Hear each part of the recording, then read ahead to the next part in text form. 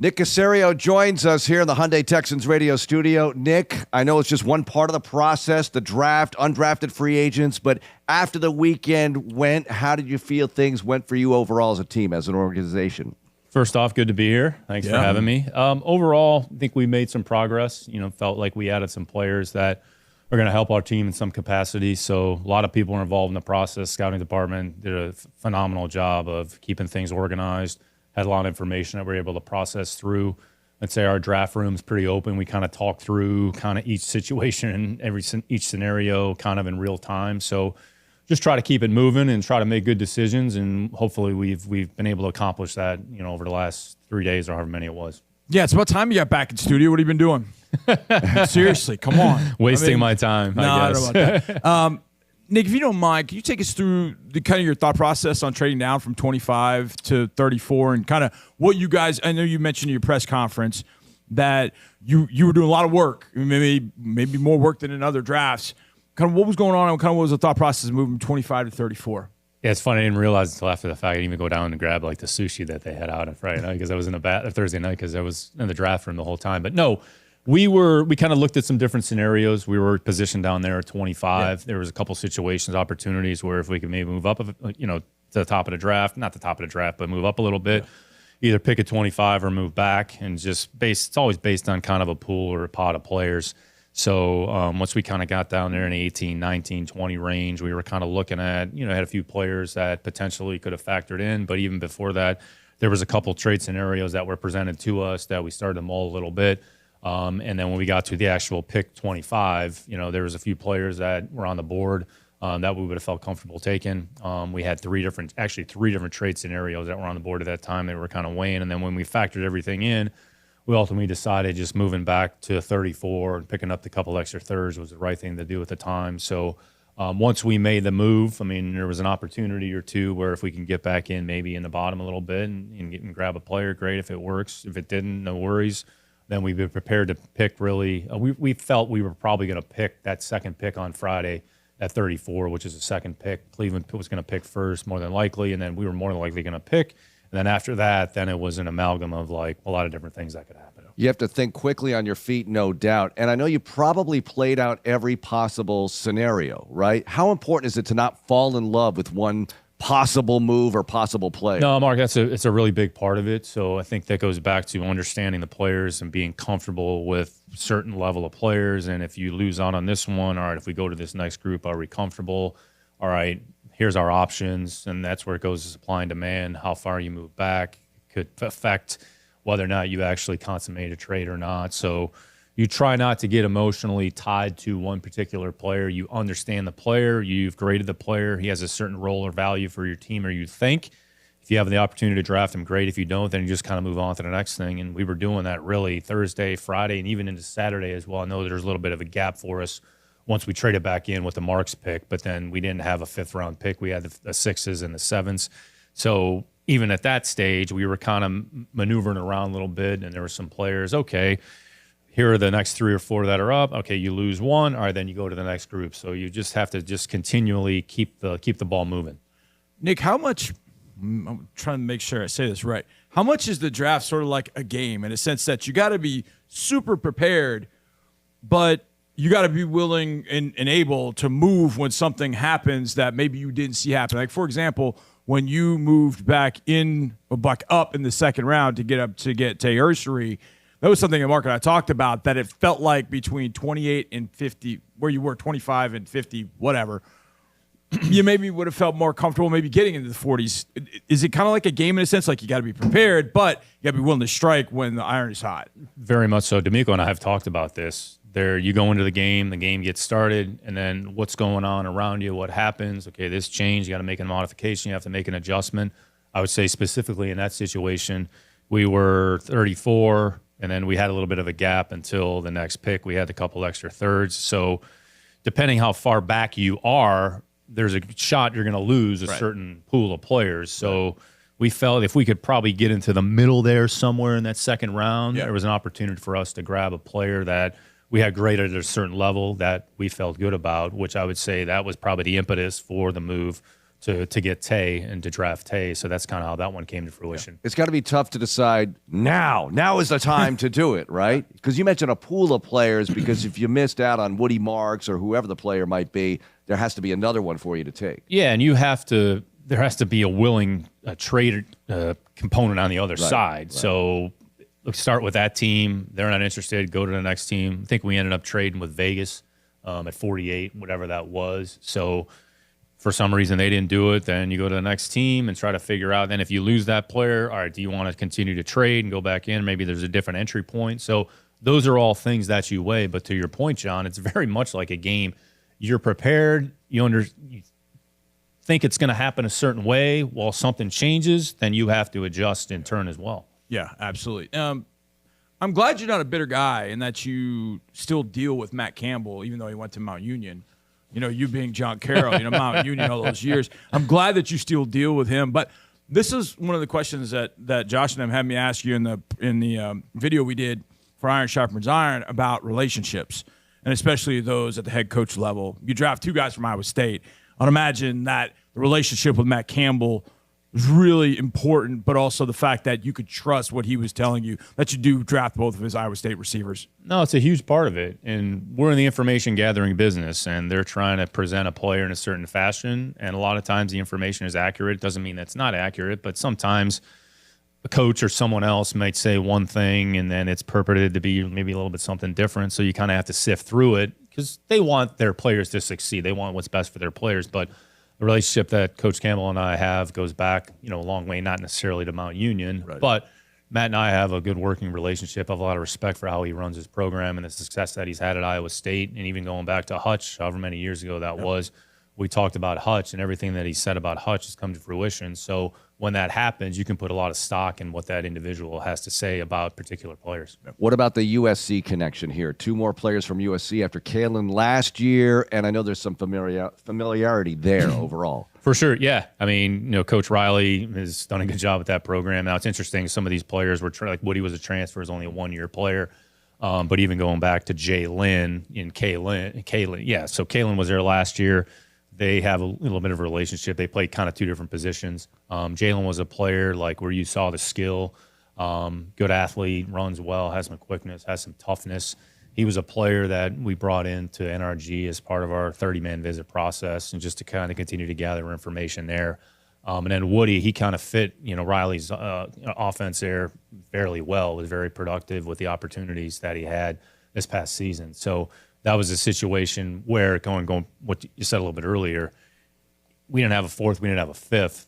By the time we picked in the sixth round, there was probably a good chance that Woody was not going to be there. So it's trying to figure out, where do we have to go? Are we willing to give up the compensation associated with that? So I would say that was part of the rationale behind the Woody decision. Man, Sean Pendergast and I were so happy when you made the one trade. You got a fourth-round pick, like, yes. Then you traded up to get Jalen. We're like, no. But you traded up to get Woody, and we're like, yes. You were just trying to fill airspace on Saturday. Yeah, so that's all. We were just doing a radio show. That was all we were doing until you ended up trading to get Woody. And you moved up, a decent amount to go get him. What was it about him that you liked, that you wanted to move up and go get him right there? Yeah, good football player. I'd say his versatility kind of has some three-down elements in some respects. I think over his course of his career, he's got over 250, 60 receptions. So, which I would say not all running backs have that same kind of profile. So, and that was even going back to Mississippi State and Coach Leach's offense, which is a pass-happy offense. But you saw him this season. They carried the ball quite a bit, ran for over 1,000 yards, elusive, has some make-miss ability, fairly instinctive, has good vision. He's good with the ball in his hands. Top-end speed is good, not great, but he was kind of a versatile player that as a staff, we collectively liked. Coaching staff liked him, scouting staff liked him. So it was trying to figure out how do we get the player on the team, and we had to give up a certain level of compensation associated with it, but we were comfortable in the end. It looks like it's so many different positions. You have a veteran, and then you have a rookie who could possibly compete or at least develop behind that veteran. What about the overall depth of the team as you draft some of these players, Nick? Yeah, D'Amico and I were talking about that the other day. Like, we feel like we've put together a pretty competitive team that has depth across all positions. And in the end, now the players are going to sort it out. Like, their performance is going to determine who are the players that we have on the roster and then who else we have in the building on the practice squad. So our job is to try to create as much competition as possible, and we feel like we've done that to this point, understanding that nothing is really set in stone. Probably have some other opportunities here along the way, April, May, June, to add to the team, and even in a training camp once we get to the cut down. So, but overall, like, we feel we have a pretty competitive team, and the players are going to sort itself out, when they get here and ultimately in training camp. Nick, you've been doing this a while. There was a time back in the day where there was only 2 days where you just had that night after the first night to kind of get ready for the second night. What is that, the night in between both days, how much did that help you? I mean, you're picking second on Friday. How much did that, maybe not so much the night, but just the fact that you got the rest of the morning to kind of make sure you got the board where you want it, how you're looking at it, any questions come up, you've got some time to kind of do that before 6 o'clock hits. How important are those nights before? Yeah, no, it's great. Honestly, after Thursday night, everybody packs up. You're done at 11:30, 12 o'clock. So you pack up and you just go home, and then you just come in the next morning, you kind of get started. And we've done some different exercises here. Let's look at this group of players. Let's make some calls. Let's try to do some information gathering. Let's do some research. Let's kind of figure out maybe what do we think is going on. And when you're picking that early, you start to get a sense of what you think is going to happen at the top of the round. So we've tried to take advantage of that time, the morning, afternoon, meet, get together. What are some of the things that we have to address or talk about? What are some of our opportunities going to be? All right, we have these 4 picks, or however many we had going into that second day. Yeah. We're going to use them all. All right, we feel like we're going to get 4 good players. All right, if we give up a pick, we're probably going to lose a player, but we're going to gain a player. So honestly, however you utilize that time, it's up to you, and we feel like we've done a good job of taking advantage of the day. We want to hear about the conversations that didn't result in trades. Like, what's discussed? How close were you? Must be a lot of phone calls. And what happens? I want to know this, and I think the viewers and listeners do too. You're on the phone with somebody else calls. Call waiting. Is somebody else taking that call for you? Do you have like 10 cell phones going at once? Well, you have a draft room phone, so everybody kind of has a number, which is only used during a draft, and everybody's probably using everybody's cell phone. But we have other people in the draft room that are contacting kind of their equivalent on the other team. So they're talking to somebody, I'm talking to somebody, then we put all the information together, and then you have to talk to the team. Once you are going to do a trade, you talk to the team. Okay, we're good with the terms. Then you call the league. The league makes sure it matches up. Okay, you're good. Then you're on the clock. Then you have to get the player on the phone to tell them you're going to pick them. So it moves pretty quickly, but as long as you're prepared, as long as you have the accurate information, hopefully you can make a good decision. Keontae Hamilton from out of Rutgers, the guy that I could say I know I didn't see coming. I figured we were going to draft interior defensive lineman. What'd you like about him? I know I like the wrestling background. Does that matter? Good size, runs well. Has some straight line speed, has a little bit of quickness, has some playing strength. So I think we view that as a player that has an opportunity to compete from a depth standpoint. We're going to have 4 or 5 defensive tackles that are on the team. They're probably all going to play at some point. Everybody that's seen us play understands we're going to play a lot of different people. Young, good program again. Coach Shiano does a great job of sort of developing those players. So well coached, well schooled, has some physical traits and attributes that we like. So which is why we drafted him, when we did.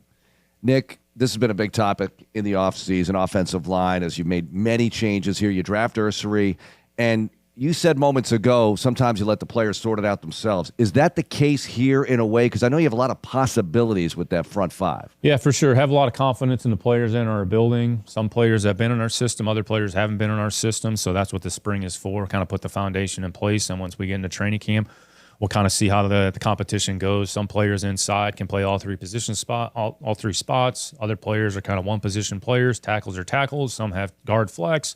So we have a number of players in the building that have played a lot of football. Some haven't played. I mean, Tay gets added to the mix. So he's a lot of experience, but not at the NFL level. So the competition is going to sort itself out. And you go back and look at what happened in 23. There were 3 or 4 players that weren't on the team in training camp in August than to play in the first 4 weeks of the season. So we'll kind of see how it goes, but we have a lot of confidence in the players that are in the building, and hopefully we can put the best 5 out there when we have to play our first game. Nick, as soon as the first 5 guys went off the board, it just registered because I was going Higgins, Senior Bowl, Ursary, Senior Bowl, Jalen Smith, Senior Bowl, Knoll, Senior Bowl. Like the first 5 all went to the Senior Bowl. How important was that as an evaluation point for you guys? The Senior Bowl is always a great evaluation tool because you get to see them against like players, against good players, kind of in a different environment.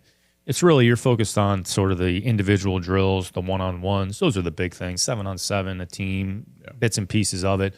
But Jim Nagy's done a great job. He's going to be missed. I mean, Jim took the job as a general manager at the University of Oklahoma. I think Drew Fabianish has, been put in charge. Drew has a background in the NFL with the Cowboys for a number of years. So, but the Senior Bowl experience and Senior Bowl opportunity, we've gotten a lot out of it the last few years, and don't see that really changing. How many times through the course of a draft, especially later when we get to rounds 5, 6, 7, do you see players on the board or off the board or whatever where I didn't see this one coming? And do conversations like that happen in the draft room? Take us inside. There's a little bit of everything. Yeah. So at that point, everybody's kind of maybe views a player a little bit differently. So you have a certain cohort of players, everybody kind of probably sees similarly. You have some others that maybe you're not as familiar with, or that player doesn't necessarily fit what you're doing. So I don't want to say sometimes they come from everywhere, but sometimes they come from everywhere. So, and everybody's just got to do what they feel is best for their team. We've always hammered this point home, the message that you send, and that is we are drafting best available. We draft best available. If you don't mind, can you go into the selection of Graham Mertz? It's a quarterback. I know a lot of fans are out there going, we got CJ, we've got Davis. Why would we draft a quarterback right here? But I know you guys in New England, we're always drafting a quarterback, always looking for maybe a developmental guy. But why Graham and why quarterback at that point, Nick? Yeah, no, Graham probably falls into that category, and each team's probably a little bit different, but every year or two, just getting a young quarterback in the program. I'd say Graham was a player, so was at Wisconsin. Then when Coach Fickell came in, he kind of transferred to Florida, played a little bit, and was injured this year. But smart kid, good arm, kind of has subtle athleticism. Obviously, he was injured kind of midway through the year. At some point, that he'll be ready to go. But we visit him here at NRG as part of the 30-man process, and just has a good way about him. So, I mean, I think this was a player that we felt would be good to work with in some capacity. CJ is not going anywhere for a long time, and Davis has done a great job. So just kind of solidifying that room a little bit. I would say even going back to Keaton Slovis, who we brought in last year in the practice squad, he made a lot of progress. So we have 4 players here in the building. Some teams carry 3, some teams carry 4. So we'll kind of let's sort it out here once we get going. You're always quick to give credit to your staff, and I couldn't help but notice that other people were also making phone calls to the draft choices saying, hey, you've gotten drafted by the Texans, James Lippert and company. Why do that? Why delegate that? Yeah, we kind of spread it around. Like, everybody's invested. Everybody's put a lot of time, energy, and effort into this, and it's an opportunity for them to, really change the life of a player. So it's a collaborative effort. Everybody is involved. We talked about this. I talked about this before the draft started. It's not a one-man show. That's not how we operate. D'Amico and I don't believe in that. So everybody's involved. So we can give other people opportunity to be a part of what we're doing on draft day. They've earned that opportunity with the work and the effort that they've put in. So it's nice to be able to give them that chance. If you have a disagreement, do you settle it with arm wrestling? How do you settle a disagreement if you have one in the room? We've had very few. So we usually come to, and if we do, he'll beat my ass. So we'll probably go with the selection that he covets. That's beautiful. All right, so Nick, what happens now? We've got OTAs, minicamp coming up, all of that, but it never stops for you because we can count to or point to multiple players that you've gotten during training camp or after that have contributed to the team. How do you handle things? Yeah, you said it, Mark. So even the last few days here feel like have been just as busy as we were leading up to. So there's going to be some players going on and off rosters. There's a certain pool of players that's still available. There's some players that are on the street. So we're just trying to evaluate what are our opportunities. Are there players that we can bring in to work out just to kind of get an evaluation so we can kind of update their progress so that if we do need somebody, we're prepared for that. So we're moving forward with that, I would say, whole process. And then I would say at some point here, we're going to transition to the 26 draft prospects and start to do some of our spring scouting to kind of get ready for that. And then once the schedule comes out, which, everybody's excited about that, not except for me, but once the schedule comes out, then we'll have a better idea of who we're going to be playing here, and you can start some of the off-season scouting reports and some of those types of things. I so totally want to be in the room when they asked Nick to be on the schedule video. Yeah.